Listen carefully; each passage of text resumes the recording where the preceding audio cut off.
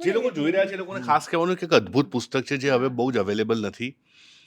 કેટલીક સ્ત્રીઓ ભાગલા પછી ભારતની પાકિસ્તાનમાં ગઈ અને પાકિસ્તાનની ભારતમાં આવી. આ બધી સ્ત્રીઓને બે સરકારોએ ભેગા થઈને નક્કી કર્યું કે બધી સ્ત્રીઓને પોતાના ઘર અપાવવા.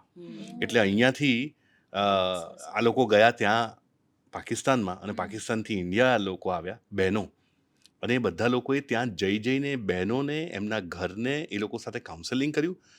અદ્ભુત વાર્તાઓ છે એ. મારા બહુ જ મારા નજીકના મિત્રને જેનો હું બહુ મોટો ફેન બી છું, મિત્ર છે છતાંય, ઉર્વિશ કોઠારી, એમણે મને આ પુસ્તક આપેલું કે આ વાંચો અભિષેકના, આના પર કામ થાય એવું છે. ભારતમાં ગુજરાતી ભાષામાં આઝાદીની આસપાસ લખાયેલું શ્રેષ્ઠતમ સર્જન છે. એમનું હું નામ ભૂલું છું જેમણે આ પોતાના અનુભવો લખ્યા છે. કમળાબેન પટેલ નામ છે કે એવું આવું ના થવું જોઈએ, પણ એ મને નામ યાદ આવે એટલે હું કહું. જેમ પિંજર બની ને અમૃતા પ્રીતમ પરથી, તો એ સખત રૂવાડા ઉભા કરી દે છે પિંજર ને એની કહાની. કોણ? કમળાબેન પટેલ ને? કમળાબેન પટેલ, યસ. મેં ક્યાંક વાંચ્યું એટલે મને મૂળસોતા શબ્દ એટલે જ યાદ આવ્યો.